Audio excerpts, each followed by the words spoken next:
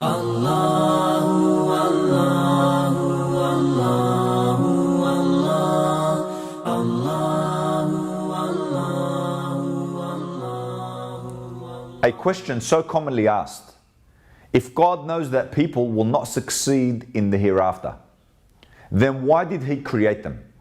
Why not just leave them in non-existence? Would that not have been better and more merciful for them? Many, as a result of misunderstanding this very subject, conclude that God does not exist because they cannot reconcile. They cannot reconcile a merciful God on the one hand and equate that with His knowledge that beings will not succeed in the hereafter on the other hand. Now here's the point. Many fail to see the clear false assumption and false presupposition that is hidden in the very question. The false assumption is based on the following: the creation of humankind is either good or evil, a favorable act or a calamitous one, but it cannot be both. They are two complete opposites, like existence and non-existence. If you have existence, this by default excludes non-existence. One of these cannot be accepted but to the exclusion of the other. So it's one or the other. If one establishes the creation of beings as a good thing, then it eliminates it from being an evil act. Look at it from the viewpoint of existence and non-existence. There is no question that one's existence is better than one's non-existence. We look to prolong life through the mechanisms such as exercise, medicine, because we indeed value existence. If non-existence were better, then suicide would not be perceived in the negative way that it is, but it is regarded as a negative thing. And the natural inclination is to avoid destruction and avoid loss of life. It would be irrational and illogical to argue that existence or creation is not a good thing. This therefore excludes our creation as being one of evil or calamitous. Having understood creation therefore as a good thing, if the question is reframed, it would go something like this: why did God do a good thing that is an evil thing? Let me say that again. Why did God do a good thing that is an evil thing? As we said, one cannot have a good thing that is simultaneously evil, like existence and non-existence. It's absurd.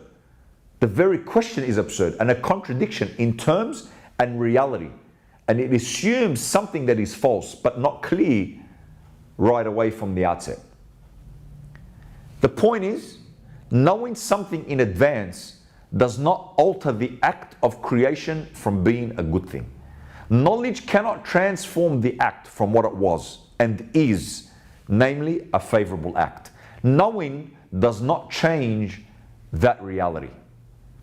Now there's a flow-on point from these points that we've mentioned, and it's this: evil that exists in the world does not amount to the non-existence of a thing. You see, the Prophet Muhammad, the peace and blessings of God be upon him, he lost his mother at a young age.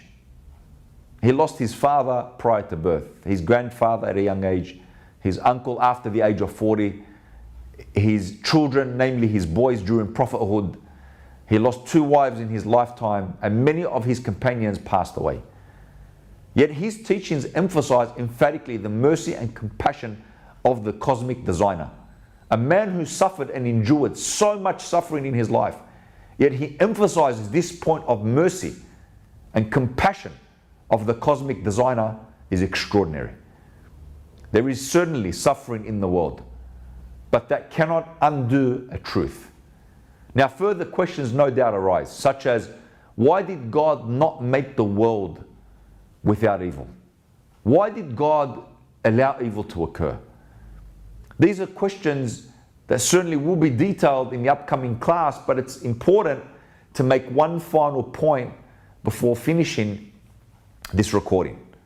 Regardless of one's misunderstanding or failure to comprehend an aspect of an idea, it cannot deny the reality of a truth if it exists. In fact, it is irrational to reject the existence of a thing, like God, based on the existence of evil or suffering in the world.